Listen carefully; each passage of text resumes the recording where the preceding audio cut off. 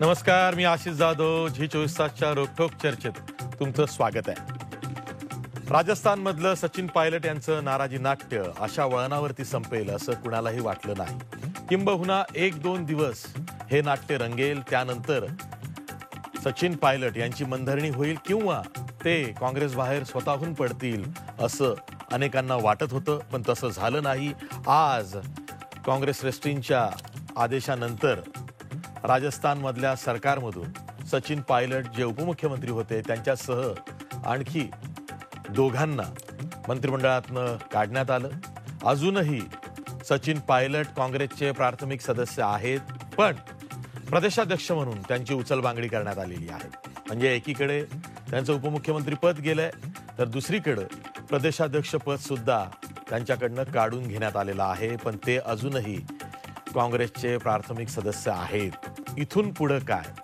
खरंच काँग्रेसमध्ये असं का होतंय? काँग्रेसमधले जे तरुण तुर्क आहेत, जे राहुल ब्रिगेडचे शिलेदार होते, त्यांच्या बाबतीतच असं का होतंय? वारंवार होतंय. मध्य प्रदेशमध्ये सुद्धा ज्योतिरादित्य सिंधिया यांना साईडलाईन केलं गेलं, त्यातून ते भाजपमध्ये गेले. राजस्थानात सुद्धा प्रदेशाध्यक्ष म्हणून काँग्रेसच्या विजयात सिंहाचा वाटा असणारे सचिन पायलट हे बाजूला पडले. त्यांचं तेच म्हणणं होतं की आपल्याला सापत्न वागणूक अशोक गेहलोत जे मुख्यमंत्री आहेत राजस्थानचे त्यांच्याकडनं मिळत आली आहे. खूप झालं, अति झालं, तेव्हा आपण नाराज झालो, आपला मार्ग वेगळा, अशी भूमिका सचिन पायलट यांनी घेतली. आता इथून पुढं महाराष्ट्रातलंच नाही तर राजस्थानातलंच राजकारण हे इंटरेस्टिंग बनणार आहे काँग्रेसच्या दृष्टीनं. एक तर राहुल ब्रिगेडचे म्हणून जे तरुण तुर्क होते त्यांना पक्षात कुठलाही से नाही आहे हे स्पष्ट झालेलं आहे. जे म्हातारे अर्क आहेत म्हणजे जुने जाणते नेते आहेत ते स्वतःची री ओढण्याचं थांबवत नाही, किंबहुना त्यांची पक्ष कार्यकारिणीवरती घट्ट पकड आहे, किंबहुना त्यांचं उपद्रव मूल्य हे हाताबाहेर गेलेलं आहे. त्यामुळं तरुण तुर्क हे काँग्रेसच्या पंजाबाहेर म्हणजेच हाताबाहेर जात आहेत का, हीच खरी चर्चा आहे.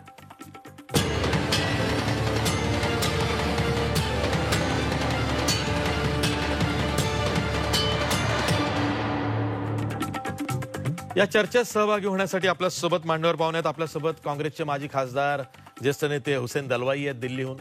त्याचबरोबर आपल्यासोबत राष्ट्रवादी काँग्रेसचे आमदार माजी मंत्री शशिकांत शिंदे आहेत. तसंच आपल्यासोबत भाजपचे मुख्य प्रवक्ते केशव उपाध्याय आहेत. याशिवाय आपल्यासोबत शिवसेनेच्या आमदार डॉक्टर मनीषा कायंदे आहेत. तसंच आपल्यासोबत पुण्याहून ज्येष्ठ पत्रकार राजकीय विश्लेषक रोहित चंदावरकर सुद्धा आहेत. मी सुरुवातीला जाणीवपूर्वक हुसेन दलवाई यांच्याकडे जातोय. हुसेन भाई, राजस्थानात हे होणार असं तुम्हाला वाटतच असेल, कारण ज्या पद्धतीनं अशोक गेहलोत यांचं काहीच चुकत नाही, किंवा आज ज्या पद्धतीनं सचिन पायलट यांच्यावरती कारवाई झालेली आहे त्यातनं हे स्पष्ट झालेलं आहे की राजस्थानमध्ये अशोक गेहलोत हेच निर्विवाद आहेत, तेच भक्कम आहेत. त्यांच्या पुढं काँग्रेसचे नेतेही हतबल आहेत.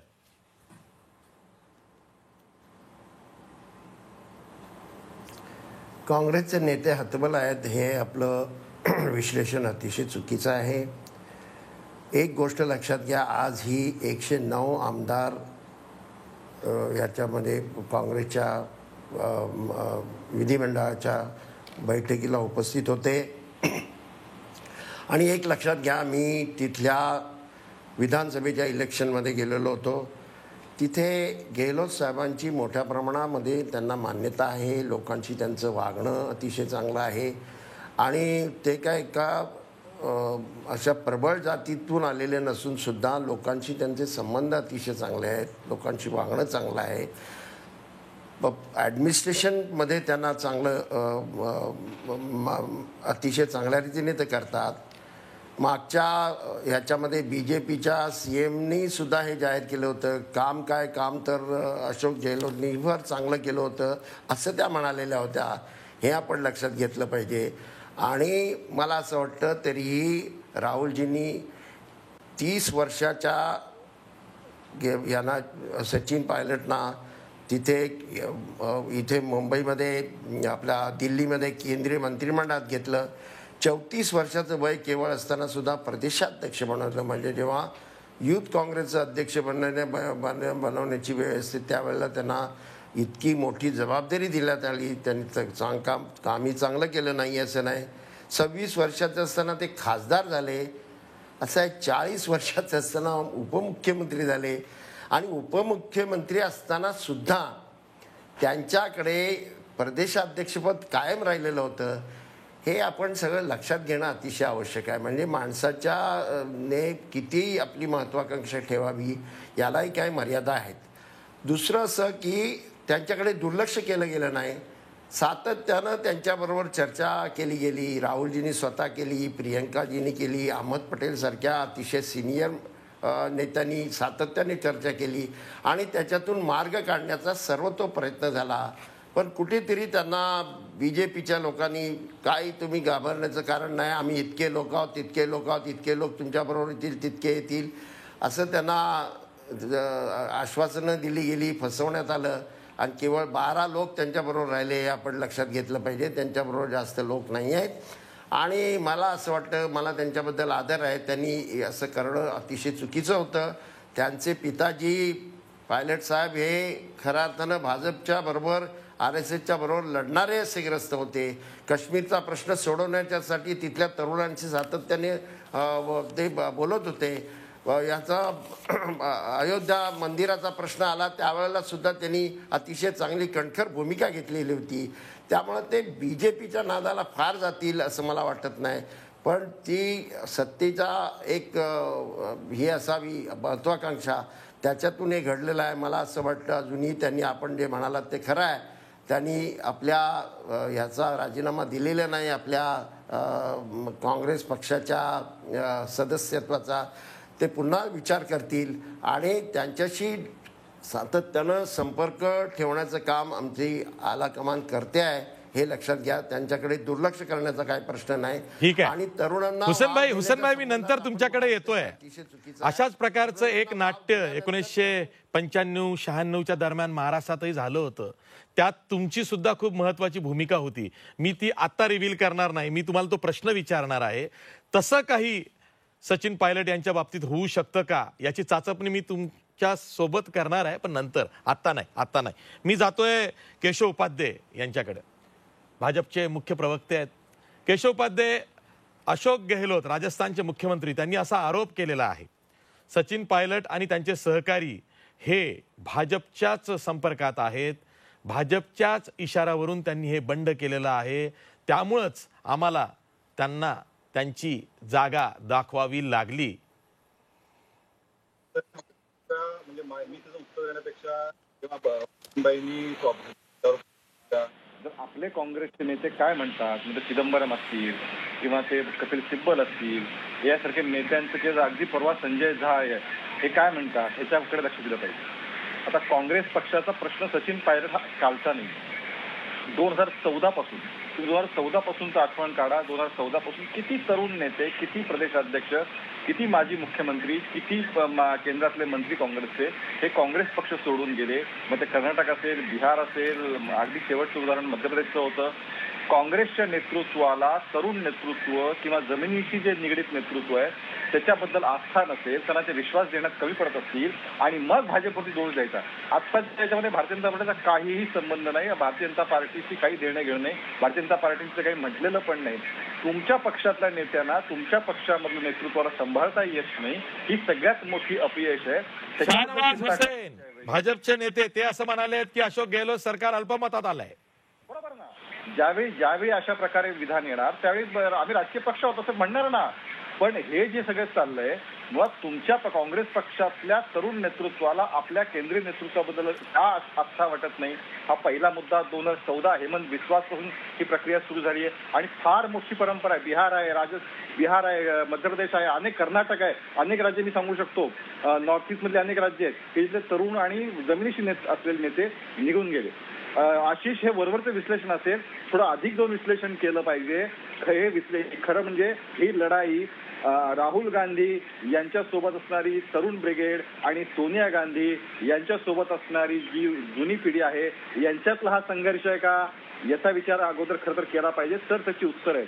आणि कारण शेवटी असं आहे की बघा ना, ही सगळी राहुल गांधींची जवळची लोक समजली जायची. जे शिंदे आता मध्य प्रदेशातल्या भाजपमध्ये आले, सचिन आत्ताचे पायलट, हे कधी बाकी सगळे तुम्ही अनेक नावं घ्या, मुंबईतला देवरा घ्या, हे सगळे राहुल गांधी भाजपमध्ये आलेत का, म्हणजे संपर्कात आहेत? नाही, नाराज आहेत. अच्छा, नाराज आहेत. मला वाटलं की तुम्ही अधिकृत घोषणा करताय की काय मिलिंद देवरांची? नाही, मी कुणाचीच घोषणा केली नाही. मी माझं वाक्य अतिशय, जे गेल्या महिन्यात मध्य प्रदेशमधनं आले आणि आता सचिन पायलट, पहिलं वाक्य संपलं, पुढचं वाक्य दुसरं आहे. त्यामुळे गोंधळ कुठेही नाही. त्यामुळे ज्या पद्धतीने या दोन ह्याच्यातला संघर्ष आहे, काँग्रेसमधला तो मोठा अंतर्गत संघर्ष आहे, काँग्रेसला त्याच्यावरती उत्तर शोधायची आहेत, पण ती शोधण्याऐवजी म्हणजे कपिल सिब्बल ते म्हणाले की काय तुम्ही कडी लावणार का, म्हणजे घोडे सगळे तबेल्यातनं पळून गेल्यावरती कडी लावणार का, असं कपिल सिब्बलांचं ट्विट आहे कालचं. त्यामुळे तो प्रश्न खरं म्हणजे काँग्रेसने याच्यावरती चिंता केली पाहिजे.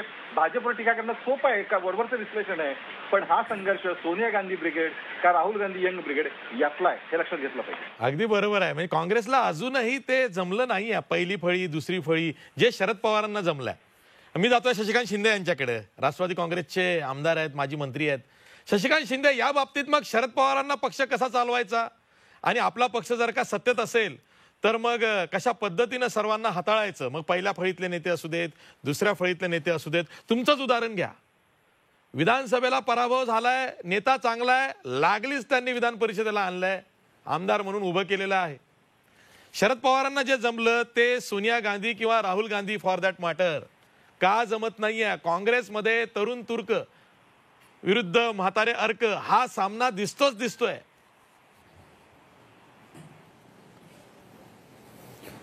नाही, याच्यामध्ये अशी जी पहिल्या प्रथम पवार साहेबांनी मला संधी दिली आणि तुम्ही सारखा त्याचा उल्लेख केला, त्याबद्दल आभार व्यक्त करतो. पण मी तुम्हाला एक सांगतो, पहिलं काँग्रेस पक्षाच्या हायकमांडचं आणि काँग्रेस पक्षाचं मी इथं अभिनंदन करेल.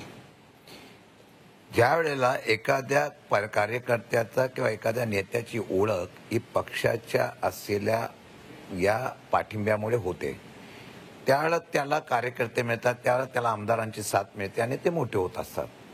आपणच स्वतः मोठे झालो अशा भ्रमामध्ये ज्यावेळेला एखादा वागतो त्यावेळेला काहीतरी नाही. आणि आता काय झालंय, डॉक्टर बाबासाहेब आंबेडकरांनी घटना बनवली. आजच्या घडीला या देशामध्ये लोकशाही आहे का याचा शोध घेणं गरजेचं आहे. मी तुम्हाला थोडंसं एवढ्यासाठी सांगतो की आज जर बघा, जी राज्य सत्ते वाचून एक काळ असा होता की 2 खासदारांचा भाजप पक्ष देशाची व्याप्ती वाढायला लावला, एवढा त्यांचा आत्मविश्वास आणि न्यूनगंड वाढला की आपल्याकडून आता हा देश पूर्णपणे व्यापला पाहिजे, अशा पद्धतीने लोकशाहीच्या माध्यमातून हुकुमशाही जन्माला आली. मी आपल्याला एवढंच सांगतो, आजचा संदेश एवढा आहे सचिन पायलटांचा, सत्ता येऊ राहू नाही हा पुढचा बाब आहे, परंतु पक्षाने ही भूमिका घेतल्यामुळे थोडा कुठेतरी धाक आणि चाप लागेल की आपण काय करतो याच्यावर आता आपण म्हणतो तसं होणार नाही. एक गोष्ट अशीची, दुसरा विषय बघा, आपण मेघालय बघा, मणिपूर बघा, मध्य प्रदेश बघा, अनेक राज्य अशी आहेत की तिथं लोकांनी या असलेल्या भाजपच्या नेतृत्वाला नाकारलं होतं. परंतु कर्नाटक पासून अनेक राज्य अशी आहेत की त्यांनी मग सत्तेचा उपयोग करून ही केंद्रातली आपली सत्ता, काटावरचं आहे ते, आता महाराष्ट्रात प्रयत्न करायचा प्रयत्न करताय, राजस्थानमध्ये प्रयत्न करताय, पण ती संख्या मोठी. केशवजी ऐका ना, ऐका. आता एक मुद्दा असा आहे की आपल्याला, ऐका ना, माझा ऐकून मग पुढे बोला. याच्यामध्ये मला जे दिसतं की यामध्ये पूर्णपणाने कोणाची तरी फूस असल्याशिवाय कोणी धाडस करत नसतं. यामध्ये ऑपरेशन लोटस हे नाव, गोंडस नाव देण्याचा प्रयत्न गेल्या काही वर्षापासून होतो आणि मग त्यासाठी प्रक्रिया राबवली जाते, जे सगळीकडे राबवली जाते, महाराष्ट्रामध्ये सुद्धा राबवली गेली. आणि त्याचे आकडे बघितल्यानंतर मला आश्चर्य वाटतं की लोकशाही खरोखरच जिवंत ठेवायची आहे का मला कळत नाही. अशा प्रकारची आमिष दाखवली जातात. दुसरी गोष्ट बघा, सत्तेचा उपयोग कसा असतो, त्याच वेळेला आयटीची धाड पडते आणि राजस्थानच्या मुख्यमंत्र्यांच्या जवळच्या लोकांवर जेव्हा आयटीची धाड पडते, याचा अर्थ दबावाचं राजकारण, सत्तेचं राजकारण पूर्णपणाने वापरायचं आणि लोकशाहीतून हुकुमशाहीच्या माध्यमातून सत्ता लोकांनी दिली नाही तरी ती सत्ता आपण हस्तगत करून घ्यायची, अशा प्रकारचं राजकारण हे पूर्णपणाने भविष्य काळामध्ये विरोधक नव्हे तर हुकुमशाहीला संपवण्याच्या संदर्भातला निर्णय होईल, हुकुमशाहीला जन्माला आणण्याचा निर्णय होईल. आणि हे चुकीचं आहे आणि त्याला काही का होईना पण आळा घालण्याचं काम कालच्या ह्याच्या माध्यमातून झालं याचा निश्चितपणे. आता राहिला विषय तुम्ही बोलला तरुणांना आणि यांना जपायला पाहिजे, हा शेवटी त्यांच्या पक्षाच्या श्रेष्ठींचा विषय आहे. हे करत असताना आता एक उदाहरण सांगतो. शेवटी लोकप्रतिनिधी म्हणून मंत्री मुख्यमंत्री करताना कोणाचा किती पाठिंबा आमदारांचा कोणाला याचा सुद्धा विचार करावा लागतो ना. तशा पद्धतीने त्यांनी काँग्रेस पक्षाने तो निर्णय घेतला असेल. परंतु तो निर्णय घेत असताना मग हे सरकार हे राज्य आपल्या हातातून गेलं ते हुक अँड कुक आपलं मिळवायचंच, या पद्धतीची प्रवृत्ती ज्यावेळेला देशामध्ये वाढायला लागली त्याचा अर्थ असा होतोय, आमची तर अपेक्षा आहे की ही जी प्रवृत्ती आहे किंवा अशी हुकुमशाही देशाच्या बॉर्डरवर वापरली तर फार बरं होईल, पण ती राज्यामध्ये वापरून या सत्तेच्या उपयोगातून ही लोकशाहीचा खून करण्याचा प्रयत्नाला काल राजस्थानच्या काँग्रेसच्या निर्णयामुळे कुठेतरी लगाम बसेल अशी माझी वैयक्तिक अपेक्षा आहे. ठीक आहे. मी डॉक्टर मनीषा कायंदे यांच्याकडे जातोय, शिवसेनेचे आमदार आहेत. आपण प्रत्येक पक्षाची महाराष्ट्राच्या संबंधित त्यांची केस स्टडी जर का बघितली तर शिवसेना ही सुद्धा एक केस स्टडी आहे. डॉक्टर मनीषा कायंदे, बघा शिवसेनेमध्ये सुद्धा जेव्हा शिवसेना प्रमुख बाळासाहेब ठाकरे यांचं निधन झालं तेव्हा अनेकांनी हे भाकीत केलं की उद्धव ठाकरेंचं हे काम नाहीये किंवा उद्धव ठाकरे आता शिवसेना कसे सांभाळतील किंवा शिवसैनिक हे सोडून मनसेमध्ये जातील वगैरे. ह्या सगळ्या चर्चा फोल ठरल्या. किंबहुना मी तर असं म्हणेन की बाळासाहेबांपेक्षाही जास्त एक हाती शिवसेना आज उद्धव ठाकरेंच्या हातात आहे. हे प्रत्येक पक्षात होत आलेलं आहे. पहिली फळी, दुसरी फळी, नवी फळी आणि मग त्यातनं स्वयंभू नेते निर्माण होतात. प्रत्येक जण आपापली न्यूसेन्स व्हॅल्यू म्हणजे उपद्रव मूल्य दाखवण्याचा प्रयत्न करतो. ते करत असताना आपल्याला सत्ताही मिळवायची आहे. एवढंच नाही तर शिवसेनेचं यावेळेस सत्ता मिळवण्यासाठी शिवसेनेनं जे मॉडेल राबवलेलं आहे त्या मॉडेलची आज देशभरात चर्चा आहे, महाराष्ट्र मॉडेल म्हणून की महाराष्ट्र धर्माचं मॉडेल म्हणून. तर हे कसं काय जमलंय जे आज काँग्रेसला जमत नाही. खरं तर काँग्रेस हा 135 वर्ष जुना पक्ष आहे, राष्ट्रीय पक्ष आहे, पण आज काँग्रेसमध्ये जे काही दिसतंय त्या मानानं शिवसेनेनं सुद्धा काँग्रेसच्या पुढे एक पाऊल नेलंय.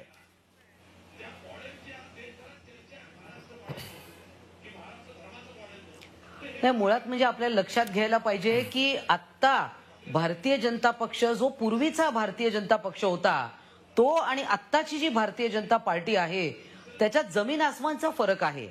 म्हणजे पूर्वी एकंदर जी आयडिओलॉजी जी होती त्याच्यात आता भारतीय जनता पार्टी म्हणजे कुठल्या वाटेने चाललेली आहे.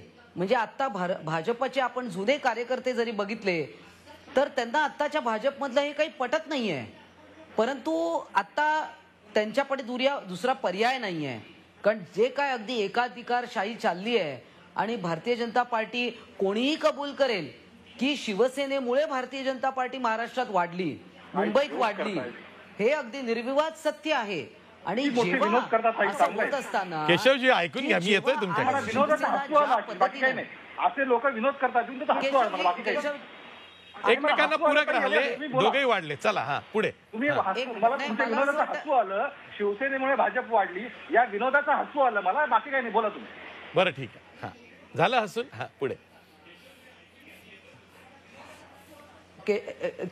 केशवजी, आपण आता मुख्य प्रवक्ते आहात, मला असं वाटतं की आपल्याला जबाबदारीचं जाणीव करून देण्याची गरज नाहीये. मला मान्य आहे, तुमची सूचना मान्य आहे, तुम्ही असा विनोद केलात की केशव उपाध्याय ऐका ना वन बाय वन मी तुमच्याकडे येतोय. हा बोला. आशिष, हा ताई बोला. नाही म्हणजे त्यांना असं वाटत असेल की माझी लिंक तुटेल का, तसं होणार नाहीये. मी हाडाची शिक्षिका आहे, माझी लिंक वगैरे काही तुटणार नाही. I will continue to what I have to say. तर त्याच्यानंतर लक्षात ठेवलं पाहिजे की कोणी लहान शेमडं मूल जरी कबूल करेल की भारतीय जनता पार्टी महाराष्ट्रात कशी वाढली. आता भारतीय जनता पार्टीचं जे काय चालू आहे ना, प्रत्येक राज्यामध्ये गोंधळ निर्माण करायचा, आणि हाच महाराष्ट्रामध्ये त्यांनी प्रयत्न केला, परंतु ते सक्सेसफुल झाले नाहीत. कारण त्या तिकडे माननीय उद्धवजी ठाकरे साहेब जे आहेत ते कणखर नेतृत्व आज संबंध महाराष्ट्र पाहतोय. आणि भारतीय जनता पार्टीला जे वाटत होतं ना की आमच्याशिवाय काही होऊच शकत नाही, शिवसेनेचा हा जो त्यांचा फाजील आत्मविश्वास होता तो माननीय उद्धवजी ठाकरेंनी खोटा ठरवला. आणि तेच आज सगळं महाराष्ट्रभरात जे दिसतंय की आज प्रत्येक राज्यामध्ये, मग ते मिझोराम आहे, गोवा आहे, सगळीकडे, आणि त्यामध्ये निश्चित ज्या ज्या पक्षांनी, समजा काँग्रेस असेल तिकडे काँग्रेस थोडीशी कमी पडली त्या जुळवाजुळवीच्या राजकारणामध्ये. आणि त्यामुळे भारतीय जनता पार्टीचं फावलेलं आहे की संख्या जास्ती असताना देखील सरकार स्थापन करता आलं नाही. तर मला असं वाटतं की हे जे प्रत्येक राज्यामध्ये, आता महाराष्ट्रामध्ये म्हणजे राज्यपालांना कुठेतरी सारखं सारखं तिकडे जाऊन आणि एक एक परसेप्शन एक निर्माण झालंय की इकडे काहीतरी होणार आहे, महाराष्ट्रात काहीतरी होणार आहे, महाराष्ट्रात आता सरकार पडणार आहे, कोणी ऑक्टोबरच्या तारखा काढतंय, काय काढतंय, हे सगळं जे चाललंय. तर मला असं वाटतं की यापासून लोकांना आता समजलंय की नेमकं आता महाराष्ट्रात काय स्थिर सरकार मिळालंय आणि याचं श्रेय अर्थात तिन्ही पक्षांना आहे. आणि मार्गदर्शक म्हणून माननीय शरद पवारजी हे आज या सरकारचे मार्गदर्शक आहेत. आणि माननीय उद्धवजी ठाकरे या कोविडची परिस्थिती देखील इतकी चांगली हाताळतायत की आता त्याच्या सगळीकडे कौतुक होत आहे. तर मला असं वाटतं की प्रत्येक वेळा आपलंच सरकार आलं पाहिजे, हा जो हट्ट आहे ना, हा कुठेतरी भारतीय जनता पार्टीने बाजूला ठेवला पाहिजे. पुष्कळ राज्य आहे तो तुमच्याकडे, एखादं राज्य नसलं तर काय झालं. ठीक आहे, ठीक आहे. मला माहिती आहे हुसेन दलवाई का हसतायत गालातल्या गालात. ते जेव्हा असं बोलतात की हा महाविकास आघाडीचा जो प्रयोग झाला त्यासाठी ते सुद्धा राबलेत असा त्यांचा दावा तेव्हाही होता, आताही असेल कदाचित. पण मला तो प्रश्न विचारायचा नाही, मला त्यांच्याकडे एक वेगळा प्रश्न घेऊन जायचा आहे नंतर. मी आधी जातोय रोहित चंदावरकर यांच्याकडे, ज्येष्ठ पत्रकार आहेत, बऱ्याच दिवसांनी रोखठोकमध्ये सहभागी झाले आहेत. रोहित चंदावरकर, दोन गोष्टी आहेत ज्याची चर्चा खरं तर सध्या सुरू आहे. एक तर ज्या पद्धतीनं काँग्रेस श्रेष्ठींनी राजस्थानमध्ये कणखर भूमिका घेतली, सचिन पायलट यांना मंत्रिमंडळातनं वगळलं, प्रदेशाध्यक्ष पदावरून काढलेलं आहे. त्यानंतर आत्ता जे ट्विट आलेलं आहे सचिन पायलट यांचं, सत्य को परेशान किया जा सकता है लेकिन पराजित नहीं हो सकता. याचे वेगवेगळे अर्थ निघतात. ते संयमी भूमिका घेत आहेत का, ते आणखीन काही वाट बघतायत का, त्यांना कुठेतरी असं वाटतंय की यातनं पुढे वेगळा मार्ग निघेल, त्यांना अजूनही असं वाटतं की कदाचित आज आपल्याकडं 20चा आकडा आहे, जर का आपण आपल्या भूमिकेवरती ठाम राहिलो आणि गुज्जर वोट बँकेने जर का काही रस्त्यावरती कमाल दाखवला तर आणखीन काही वेगळं स्वरूप राजस्थानमध्ये बघायला मिळेल. नेमका आत्ताचा पेच प्रसंग राजकीय विश्लेषक म्हणून तुम्ही कसा बघताय?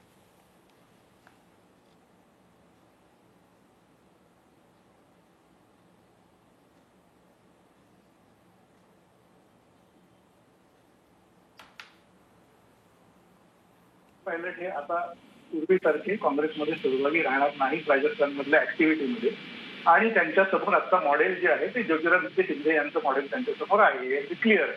म्हणजे पुढच्या काही आठवड्यात, महिन्यात म्हणू आपण, तिथे सचिन पायलट यांच्या नेतृत्वाखाली एक मोर्चे बांधणी अशी होईल की जी मध्य प्रदेश सारखीच पॅटर्न राबवून तिथे गेहलोत यांचं सरकार पाडण्याचे प्रयत्न सुरू राहतील. कदाचित ते यशस्वी होतील किंवा होणार नाहीत, आपल्याला ते बघावं लागेल भविष्यामध्ये.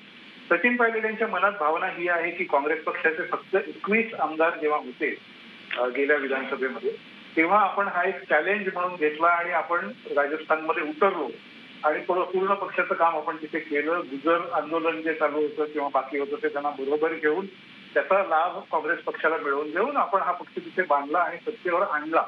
अशा परिस्थितीत आपल्याला पुढे जे रिटर्न्स मिळायला पाहिजे ते मिळालेले नाहीत असं त्यांचं मत दिसतंय. आणि अर्थातच पुढे ज्या काही घडामोडी झाल्या त्या झाल्या आहेत. पण वाईडर चित्र, देशव्यापी चित्र असं आहे की हे फक्त राजस्थानमध्ये किंवा मध्य प्रदेशमध्ये नाही, तर अगदी पश्चिम बंगालमध्ये अनेक वर्षापूर्वी, महाराष्ट्रामध्ये अनेक वर्षापूर्वी, तामिळनाडूमध्ये आणि अन्य सगळ्या राज्यांमध्ये घडलेलं आहे. अशा अर्थाने की शरद पवार जेव्हा काँग्रेसचे मुख्यमंत्री होते महाराष्ट्रामध्ये, तेव्हा विलासराव देशमुख यांच्या नेतृत्वाखाली एक आमदारांचं बंड झालं होतं, ते तुम्हाला आठवत असेल. आणि हे अशी बंड ही डेप्युटी चीफ मिनिस्टर लेवलचा माणूस, त्याला ते पद असो किंवा नसो, अशी बंड ही प्रत्येक काँग्रेसच्या राज्यामध्ये होत आलेली आहे. त्याचं मुख्य कारण असं की काँग्रेस पक्ष हायकमांड जी आहे दिल्लीमध्ये, त्यांचं हे धोरण राहिलेलं आहे की कुठल्याही मुख्यमंत्र्याला, आपल्याच पक्षाच्या मुख्यमंत्र्याला मला म्हणायचं, स्टेबल राहू द्यायचं नाही, त्याला फार मोठे होऊ द्यायचं नाही.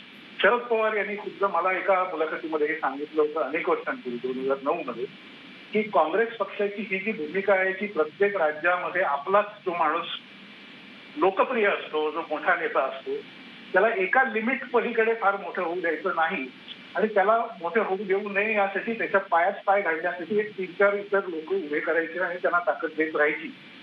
हे शरद पवार यांच्या बाबतीत होत राहिलं. शरद पवार यांनी त्याचा मुकाबला केला, ते त्यामध्ये पुढे गेले, यशस्वी झाले. विलासराव देशमुखांनी बंड केलं होतं, लक्षात घ्या. आमदारांच्या नेतृत्वाखाली पत्र लिहिलं होतं की शरद पवारांच्या विरोधात आम्ही उभे आहोत. पश्चिम बंगालमध्ये ममता बॅनर्जी ह्या काँग्रेसच्या नेत्या होत्या, त्या बाहेर पडल्या, त्यांना स्वतःचा पक्ष काढावा लागला, कारण तिथेही तोच अनुभव काँग्रेसचा आला. आणि हे सगळ्या राज्यांमध्ये काँग्रेसची ही पॉलिसी राहिलेली आहे. त्यामुळे अशोक गेहलोत हे एक मोठे स्टेबल मुख्यमंत्री होतील का, तर नाही. आम्ही त्यांच्या पायात एक दुसरे नेतेही घालून ठेवू, म्हणजे त्यांची वाढ होणार नाही. अशा पद्धतीची जे धोरण काँग्रेस पक्षाचं आहे ते काही अंशी आता अंगाशी आलेलं आहे असं दिसतंय. पूर्वीच्या काळामध्ये म्हणजे शरद पवारांच्या विरुद्ध जेव्हा बंड झालं होतं तेव्हा, किंवा ममता बॅनर्जी यांना जेव्हा अनस्टेबल केलं गेलं तेव्हा, त्या काळामध्ये भारतीय जनता पक्ष हा पॉवरफुल नव्हता. त्यामुळे नेत्यांकडे दुसरा पर्याय नव्हता. त्यांना स्वतःचा पक्ष चालवणं, बाहेर पडणं, काहीतरी बंद करणं ही करून सहन करावं लागेल. आज राहुल गांधी यांनी हे लक्षात घेण्याची गरज आहे असं मला वाटतं की सचिन पायलट याच्यासारख्या नेत्यांना किंवा ज्योतिरादित्य याच्यासारख्या नेत्यांना भारतीय जनता पक्ष हा दुसरा एक ऑप्शन अवेलेबल आहे. आणि त्यामुळे आज ते हे धैर्य करत आहेत की आपण अशा पद्धतीचं सपरेशन आपण एका अर्थाने म्हणू त्याला, किंवा डावललं जाणं, साईडलाईनिंग म्हणून, हे जर आपल्या बाबतीत होत असेल तर आपण दुसऱ्या एका मोठ्या राष्ट्रीय पक्षाची जो केंद्रात सत्तेवर आहे त्याची मदत घेऊन आपण उभे राहू शकतो आणि आपण पुढे काहीतरी करू शकतो. त्यामुळे हे राजकारण आता पुढच्या काळामध्ये वेगळी कलाटणी घेणार आणि काँग्रेस पक्षाला ही दखल घ्यावी लागेल की आपण जे प्रत्येक ठिकाणी मुख्यमंत्र्यांच्या विरोधात एक प्रदेश काँग्रेस अध्यक्ष उभा करणे आणि एकमेकांमध्ये भांडणं लावणे आणि त्याच्यातनं आपली सत्ता तिकट राहणे, हे जे गांधी घराण्याचं एक तंत्र राहिलेलं आहे, ते या पुढच्या काळामध्ये किती यशस्वी होईल किंवा ते एक बॅकलॅश होईल याच्याबद्दल विचार केला पाहिजे. आणि मला असं वाटतं की it is only a matter of time असं आपण म्हणू की जे मध्य प्रदेशात झालं तेच राजस्थानमध्ये कालांतराने पैशाच्या पॉवरमुळे, बाकीच्या गोष्टींमुळे होऊ शकतं. शेवटचा मुद्दा याच्यातला असा की एक घराणेशाही वेगवेगळ्या ठिकाणी जी काही आपण अनुभवतोय किंवा दिसते आहे ती या सगळ्यामध्ये कशी प्ले आउट होते हे पण इंटरेस्टिंग आहे. याचं कारण वेगवेगळ्या राज्यांमध्ये घराण्याच्या वर आधारित जे काही नेते पुढे आलेले आहेत.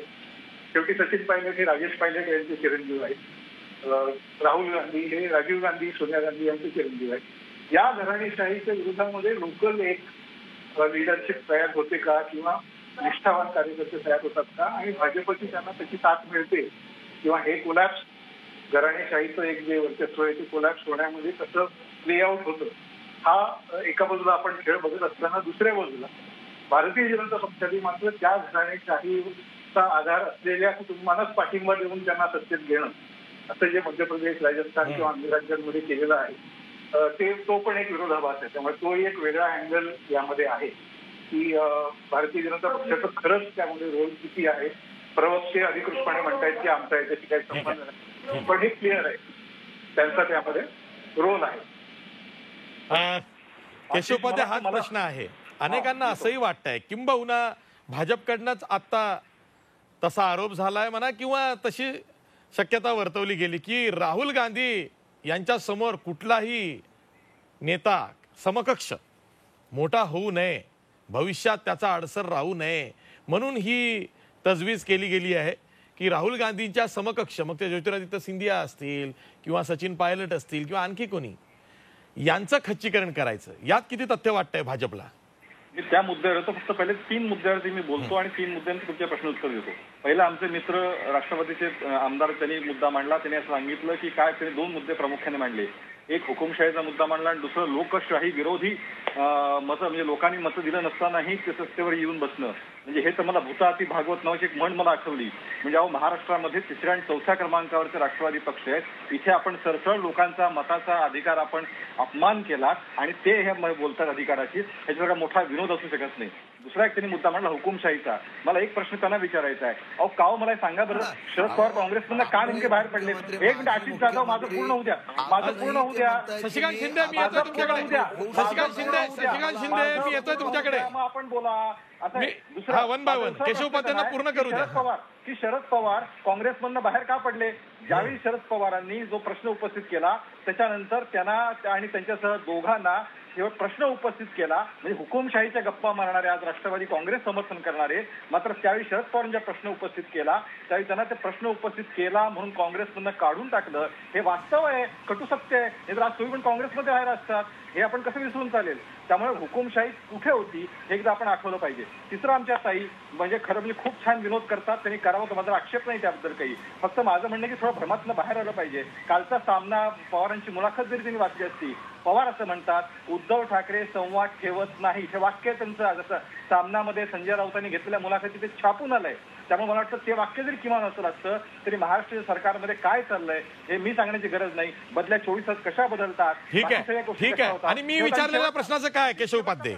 शेवटचा मुद्दा तुमचा, तुम्ही जो प्रश्न विचारला की हे होय की काय काँग्रेसमध्ये राहुल गांधींच्या समकक्ष कुणी राहू नये का? मला सांगा की आता सुद्धा सोनिया गांधींच्या सोबत किंवा राहुल गांधी सोबत जी कोणी काम करणारे लोक आहेत यातलं एक तरी लोकनेता किंवा तशा पद्धतीचा आहे का? सगळे एका कोठरीमध्ये एका पद्धतीने काम करणारं नेतृत्व सगळं आहे. आणि म्हणूनच त्यांना राहुल गांधी, कारण शेवटी राहुल गांधी खाली जमिनीचं फेल जात आहेत आणि म्हणून कुठलाही मोठा नेता नकोय. त्यामुळे काय करायला असं त्यांच्यातला प्रश्न आहे, त्यांनी सांभाळायचे. आता हे बघा, हे आमचं घर आम्ही मोडून टाकलं, बघा बघा बघा आमचं घर मोडून टाकलं, याला कोण समोर शेजार जबाबदार आहे? असे दोष देऊन कसं चालेल? आपलं घर आपण सांभाळायचं असतं. हा साधा नियम जर काँग्रेसला जमत नसेल, इतरांना दोष देऊन कसं चालेल मला सांगा आशिष जाधव. ठीक आहे हुसेन दलवाई, माझे 2 प्रश्न आहेत तुम्हाला. हुसेन दलवाई, माझे 2 प्रश्न आहेत. पहिला प्रश्न हा आहे की काँग्रेसमध्ये जसं का होत आहे, काँग्रेसमध्ये डॅमेज कंट्रोल लवकर का होत नाही, काँग्रेसमध्ये डॅमेज कंट्रोल लवकर का होत नाही आणि मग त्याचे असे परिणाम समोर येतात. हे कित्येक दशकं सुरू आहे. म्हणजे महाराष्ट्राचा विचार केला तर हे सातत्यानंच होत आलेलं आहे.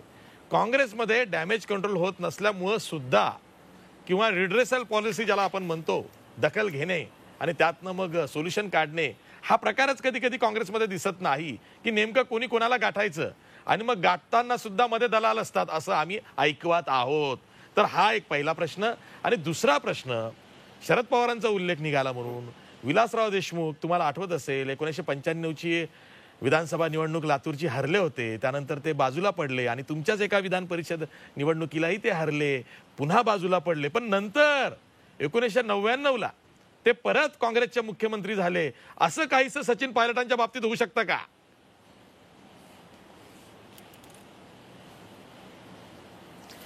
एक चंदावरकरजी बोलले, त्यांनी एक वेगळ्या प्रकारे त्याचं सगळं विश्लेषण केलंय, त्याच्याशी मी फार माझे काही मतभेद नाही आहेत.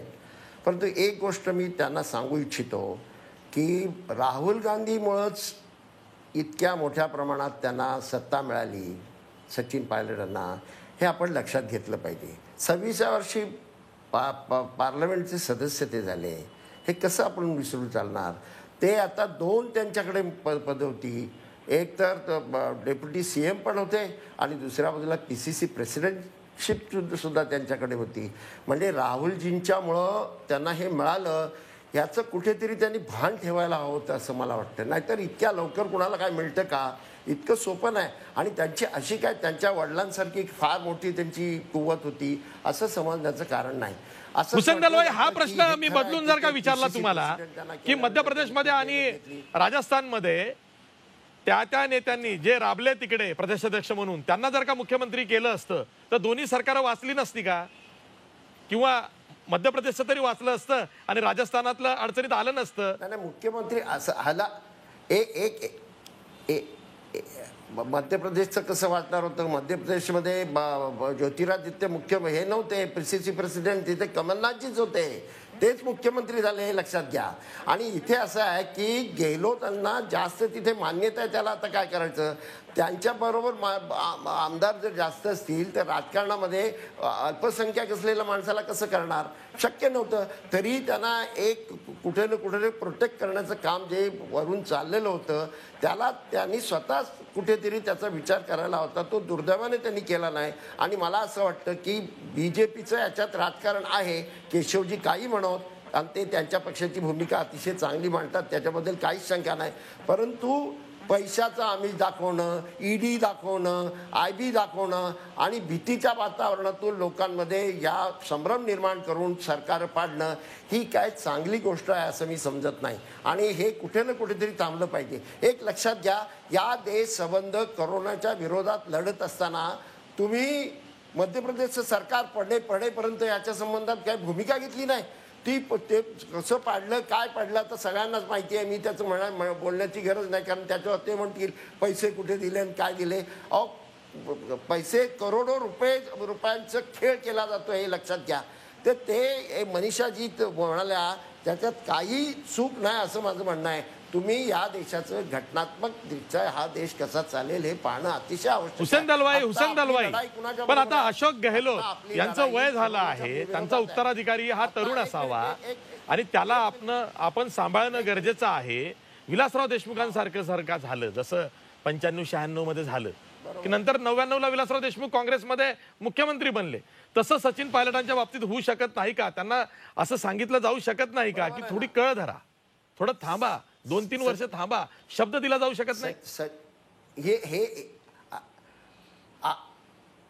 आशिषजी या संबंधामध्ये 3 दिवस सातत्याने हे सांगण्यात आलं आणि त्याच्या आधीही सांगण्यात आलं की तुम्ही घाबरण्याचं कारण नाही. तुमचं PCC प्रेसिडेंटशिप ही सगळ्यात महत्त्वाची गोष्ट असते चीफ मिनिस्टरशिप नंतर, ते तुमच्या हातात आहे. त्यानंतर तुम्ही ॲडमिनिस्ट्रेशनमध्ये आहात, सरकारमध्ये आहात, तुम्ही डेप्युटी CM आहात आणि आणखी काय जर खात्यांच्या संबंधामध्ये काय विचार करायचा असेल तर त्या संबंधामध्ये ही चर्चा चालू होती.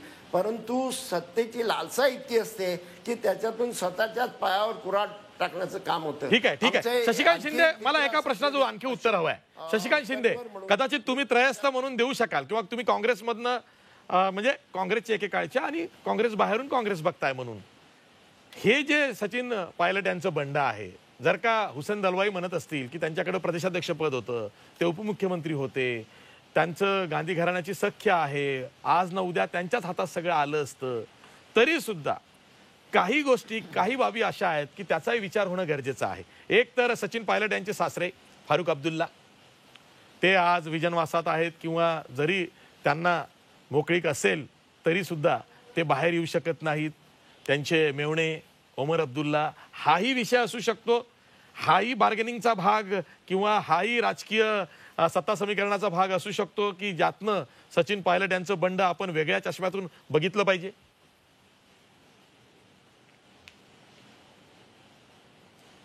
याच्यामध्ये तुम्ही मगाशी सांगितलं तर माझा वैयक्तिक मत सांगतो. मगाशी पवार साहेबांचा उल्लेख केला, आपल्याला सांगतो की खरं म्हटलं तर पवार साहेब नवीन नेतृत्व म्हणजे RR पाटलांपासून अनेक नेते पवार साहेबांनी महाराष्ट्राला या ठिकाणी त्यांचं कार्यकौशल्य वगैरे बघून त्यांना संधी दिलेली आहे. एखाद्या कार्यकर्त्याची क्षमता असेल आणि तो तरुण जरी असला तर त्याला त्याप्रमाणे, आता माझ्यासारख्याला पण त्यांनी संधी दिली, मी काय फार मोठा नाही, पण मी एक सांगतो काँग्रेस पक्षाने तशा पद्धतीने, माझं वैयक्तिक मत आहे, असा विचार कधीतरी करायला पाहिजे की अशा कार्यकर्त्यांना पुढे आपण कधी ना कधीतरी पुढे प्रेझेंट करणं गरजेचं आहे आणि तरुण लोकांना संधी देणं गरजेचं, हा त्यांचा विषय आहे. मी एवढंच सांगू इच्छितो, याचा उल्लेख सांगतो, आपण काँग्रेसपुरतीच ही चर्चा मर्यादित ठेवतोय, पण मी धोका काय ते सांगतोय.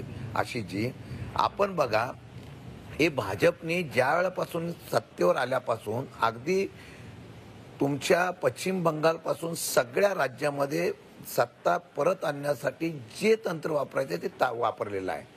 म्हणून मी धोका सांगतोय. हे मगाशी सांगतात केशव उपाध्याय सांगतात, ते आता म्हणतात विनोद फार मला हसायला येतं, पण केशव उपाध्याय ज्योतिराज शिंदे मध्य प्रदेशमध्ये ज्या वेळा पक्षामध्ये आले, तुमचा मंत्रिमंडळाचा विस्तार लांबला का याचा खुलासा तुम्ही करायला पाहिजे. आपण काय झालंय, भाजपमध्ये घेणाऱ्यांची संख्या वाढवली का तर काँग्रेस किंवा विरोधातला माणूस पक्ष संपवायचा या दृष्टिकोनातून, परंतु त्यामध्ये तुम्ही काँग्रेस पक्षासारखा आता अशा प्रकारची व्याप्ती वाढवत चाललाय का याचा प्रश्न शोधावा लागेल. आता तुम्ही सांगता मला, आम्हाला तुम्ही सांगताय पवार साहेबांचा उल्लेख केला, सांगितलं तुम्ही कुठली लोकशाही ठेवली. अहो, तुमच्या महाराष्ट्राच्या पक्षामध्ये ज्यांनी पक्षासाठी झिजले, कष्ट केले, फक्त ते स्पर्धेत दिसतात म्हटल्यानंतर खडसे साहेबापासून पंकजाताई असतील, त्यानंतर विनोद तावडे, अनेक लोकांना तुम्ही घरी बसवलेलं आहे. त्याला लोकशाहीचं गोंडच नाव देऊन भविष्यात तुमचं पर्याय करू. परंतु मला एक उत्तर द्यावं असं वाटतं की आज या अशी जी चर्चेच्या माध्यमातून मला गांभीर्याने सांगताय, जनता एवढी खुली नाही, जनता सर्व ओळखून असते, जनतेला सर्व माहिती आहे. उद्या मध्य प्रदेशची पोटनिवडणूक होऊन द्या, तुम्हाला मी सांगतो तिथं निकाल काय लागेल बघा. का तर लोकांना हे अपेक्षित नाही आहे.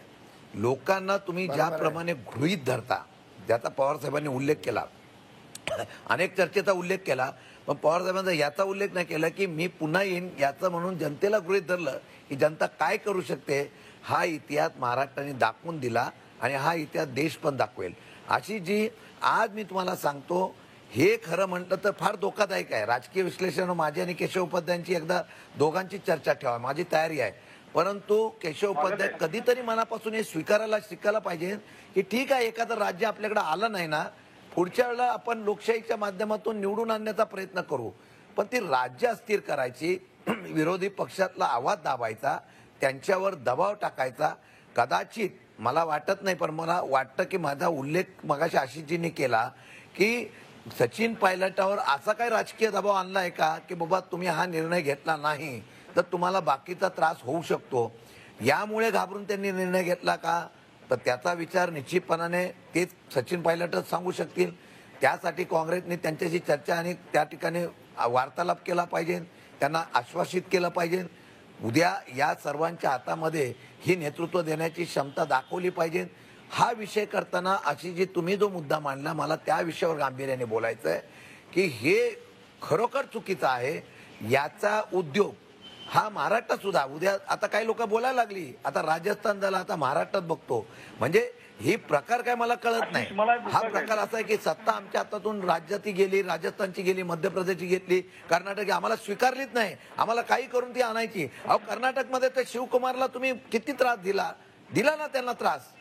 म्हणजे तुम्ही सत्ता घेताय आणि परत त्यांना सत्तेच्या आडे जो उभा राहतो त्याला दाबण्याचा प्रयत्न करताय.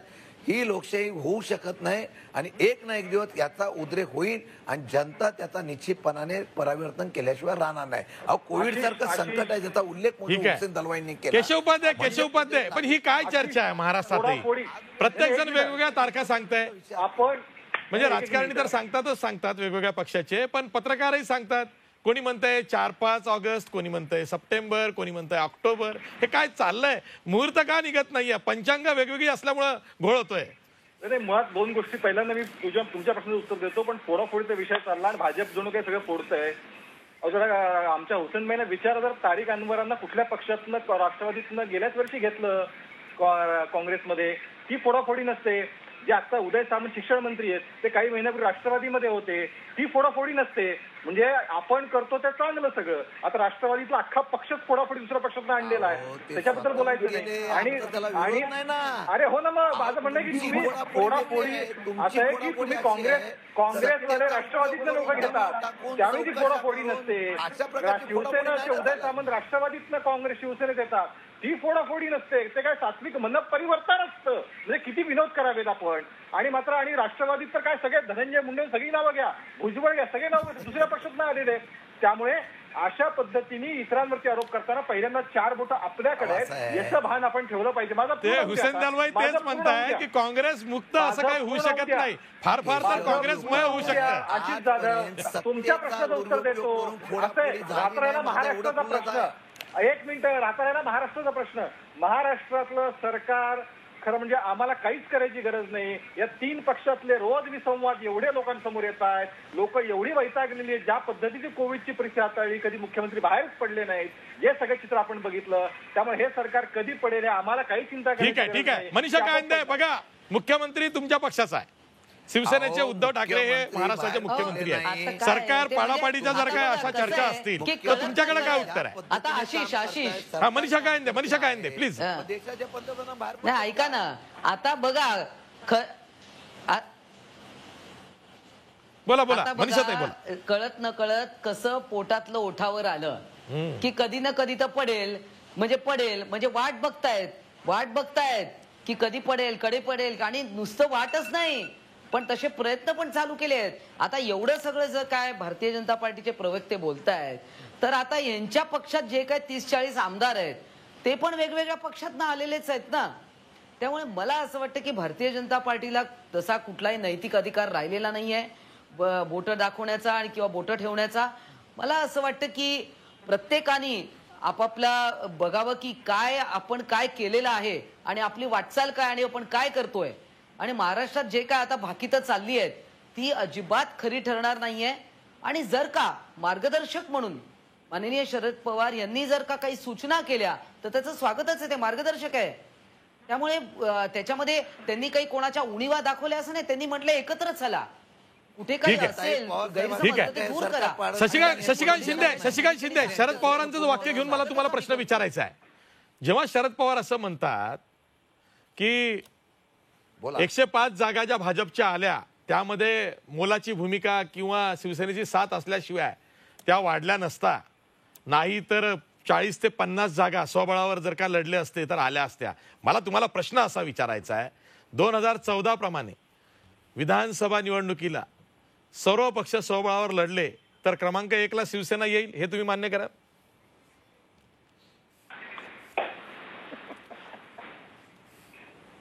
कधी 2014 का 19-20? 2014 ला जी विधानसभा निवडणूक झाली, सर्व पक्ष वेगवेगळे लढले होते ना स्वबळावर, तेव्हा शिवसेना क्रमांक 1 चा पक्ष होता. बरोबर. आता जर का स्वबळावर सगळे लढले तर कुठला पक्ष क्रमांक 1 वर जाईल? नाही, हा विषय कसा आहे, तुमच्या पक्षाचा आणि सरकारचा परफॉर्मन्स काय असणार आहे त्याच्यावर जनता निर्णय घेणार आहे. एक पण तुम्हाला मी सांगतो की ही वस्तुस्थिती पवार साहेबांनी सांगली वस्तुस्थिती आहे. मी तुम्हाला अगदी प्रामाणिकपणाने सांगतो की शिवसेनेने ज्या वेळेला सरकारमध्ये जाण्याचा नकार दिला, हा काय बाकीच्या पवार साहेबांनी बाकीच्यांनी प्रयत्न केला म्हणून नाहीये. हे ते भाजपची मागच्या 5 वर्षाची जी रणनीती होती ती शिवसेनेला पोषक नव्हती.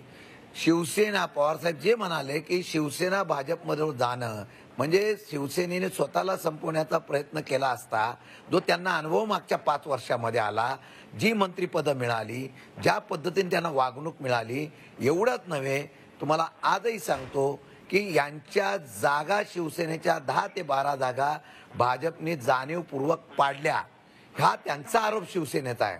आणि म्हणून या भविष्य काळामध्ये आम्ही पवार साहेबांनी सांगितलेले आहे, आम्ही वेगळे लढणार नाही, आम्ही सगळेजण एकत्र येऊन लढणार आणि भविष्य काळामध्ये परत महाविकास आघाडीच सत्तेवर येणार. ठीक आहे. मी शेवटी रोहित चंदावरकर यांच्याकडे जातोय. रोहित चंदावरकर, महाराष्ट्राच्या अनुषंगानं अगदी थोडक्यामध्ये महाराष्ट्रात ऑपरेशन लोटस किंवा महाराष्ट्रामध्ये सत्ता बदल ही जी चर्चा चालली आहे, म्हणजे तुमच्या तर अगदी माझ्या कानापर्यंत येते, तर तुमच्या तर अगदी टेबलापर्यंत येत असेल, तर काय होऊ शकतं? तुमचा काय अंदाज आहे? मला असं वाटतं की भारतीय जनता पक्षाचा प्रयत्न केवळ महाराष्ट्र नाही प्रत्येक राज्यामध्ये आहे की आपली सत्ता यावी. आणि एका प्रकारचा एक जो अमित शहा यांचा अत्यंत अग्रेसिव्ह आक्रमक असा जो अप्रोच आहे, तो जवळपास क्रिकेटमध्ये आपण बघतो विराट कोहलीचा जो मैदानावर दिसतो तसा तो अप्रोच आहे की अत्यंत अग्रेसिव्ह, काही करून सत्ता आलीच पाहिजे वगैरे वगैरे. त्यामुळे महाराष्ट्रामध्ये हे प्रयत्न भारतीय जनता पक्ष करत राहणार. या 3 पक्षांच्या सरकारमध्ये कितपत फाटाफूट होऊ शकते, काहीतरी होऊ शकतं का, हे ते करत राहणार. परंतु एक लक्षात घ्या की 2 पक्ष या सध्याच्या सरकारमध्ये असेल की जे ग्राउंड लेव्हलवर अत्यंत आक्रमक आहेत. म्हणजे जी मसल पॉवर किंवा जे एक जमिनीवर जे प्रचंड मुरलेलं असं राजकारण असतं, हे करणारे 2 पक्ष राष्ट्रवादी काँग्रेस आणि शिवसेना हे आहेत. काँग्रेस ही त्या मानाने आर्मचेअर पार्टी, खुर्चीवर बसून विचार करणारी विचारवंतांची पार्टी झाल्यासारखी ऑलमोस्ट आता दिसते आहे. त्यामुळे पण हे 2 पक्ष राष्ट्रवादी आणि शिवसेना हे एकमेकांबरोबर खूप घट्टपणे एकत्र आले आहेत. हे आपण शरद पवार आणि उद्धव ठाकरे यांच्यामधल्या मीटिंगमधून, त्यांच्या बॉडी लँग्वेज मधून, त्या सगळ्यामधून बघतो आहोत. जोपर्यंत आशिषजी राष्ट्रवादी आणि शिवसेना या आक्रमक आणि मसल पॉवर ग्राउंड लेवलवर असलेल्या पक्षांमध्ये हे मनोमिलन कायम आहे, तोपर्यंत महाराष्ट्रामध्ये सरकार पाडणं हे कोणालाही फार अवघड आहे असं मला वाटतं. काँग्रेस हा त्या मनाने दुय्यम लेवलला आता आहे, पण शिवसेनेचा गेल्या 5 वर्षातला अनुभव. काँग्रेस ही वर्षभर चालणारी मिरवणूक आहे. लोक येतात, जातात, पुन्हा झिंकतात, पुन्हा शांत होतात, पुन्हा त्रस्त होतात, पुन्हा येतात. सुस्त अजगर आहे, पण कात टाकतो निवडणुकीच्या वेळी. बरोबर हुसेन दलवाई, कात टाकतो निवडणुकीच्या वेळी काँग्रेस. मी तुम्हाला एक सांगतो की महाराष्ट्राबद्दल काळजी करण्याचं काही कारण आहे. केशव उपाध्यांना जेवढे प्रयत्न करायचे तेवढे त्यांनी करत राहावे. असं आहे की काँग्रेसने स्वतःहून त्याच्यामध्ये पुढाकार घेतला होता, हे लक्षात घ्या. NCPमध्ये थोडंसं मतभेदाचे मुद्दे होते, पण काँग्रेसमध्ये मतभेदाचे मुद्दे नव्हते. फक्त शिवसेना काय करणार याच्या संबंधामध्ये त्यांचं म्हणणं काय ऐकून घेतलं गेलं. तुम्ही पत्र दिलं होतं आणि ना? तुम्ही आज पत्र दिलं होतं तसा सोनिया गांधींना. साहेबांच्या बरोबर त्यांचा डायलॉग आहे उद्धवजींचा. यस, मी पत्र दिलं होतं आणि मी फार त्याचा पुरस्कर्ता होतो. सुरुवातीला भूमिकाच मी मांडली, तोपर्यंत शिवसेनेच्या हे डोक्यातही आलं नव्हतं की या तऱ्हेने सरकार बनू शकतं. सरकार आणि तुमच्या माहितीसाठी सांगतो, पवारसाहेब म्हणतात ते बरोबर आहे. पुढची इलेक्शन सुद्धा 3 पक्ष एकत्र लढणार आणि मोठ्या प्रमाणामध्ये आम्ही निवडून येऊ. त्यामुळं आज भाजप ही हाराकिरी करणार नाही. जर त्यांनी केली तर ते गोत्यात येतील. पुढे त्यांचा पक्ष ठीक आहे महाराष्ट्रात आहे. बघा केशव उपाध्याय, राजकारण बघा तिन्ही पक्ष एकच भूमिका मांडतायत. केशव उपाध्याय अगदी थोडक्यात, वेळ संपलाय. नाही, तिन्ही पक्षांनी एकच भूमिका. मला सहज आठवलं की मला बाळासाहेब ठाकरेंचं भाषण आता आठवलं काही वर्षापूर्वीचं. ते म्हणाले की काँग्रेसची पंचसूत्री बुडवा, आणि त्यावेळी त्यांच्या शेजारी उद्धव ठाकरे बसलेले होते. आता जे बाळासाहेबांनी सांगितलं होतं ते नेमकं उलट आता उद्धव ठाकरे करू इच्छित असतील तर बाकी 3 पक्ष एकत्र लढणं व आत्ताच ते एकत्र. आत्ता काँग्रेस तक्रार आहे, आम्हाला सरकारमध्ये विचारत नाहीत, आमच्या निर्णय होत नाहीत, आमच्या बदल्या होत नाहीत. ह्याचं पारनेरवरनं काय झालं, पारनेरवरनं कशा बदल्या, कसे नगरसेवक पळवले, कसे मग त्या तंब्या दिल्या गेल्या, आणि राज्यपालाचा प्रश्न आमदारकीसाठी 10 वेळा राज्यपालाकडे जाता येतं, ते चालतं गेलेलं. ठीक आहे. शशिकांत शिंदे, मी सुद्धा दुर्लक्ष केलंय पारनेर एपिसोड कडे, मी सुद्धा दुर्लक्ष केलंय. पण हा एपिसोड का झाला यावरती एक चर्चा मी ठेवणार आहे आणि तेव्हा तुम्हाला बोलवणार आहे. शशिकांत शिंदे, पारनेरचा एपिसोड इतका सहजासहजी सोडण्यालायक नाहीये. त्याकडे दुर्लक्ष झालंय कोरोना काळामध्ये पत्रकारांचं. त्यावेळा मी येतो. केशवजीला एकच गोष्ट मी सांगू इच्छितो, आशिषजी. माझा वेळ संपलाय, मला सांगण्यात येत आहे, वाढवू नका. महाराष्ट्राचा विषय संपणारा नाहीये. बरोबर आहे त्यांचं, महाराष्ट्राचा विषय लवकर संपणारा नाहीये, पण आपली वेळ संपली आहे. मी इथेच थांबतोय. सर्व मान्यवर पाहुण्यांचे आभार मानतो. पाहत राहा G24 तास. रहा एक पाऊल पुढे.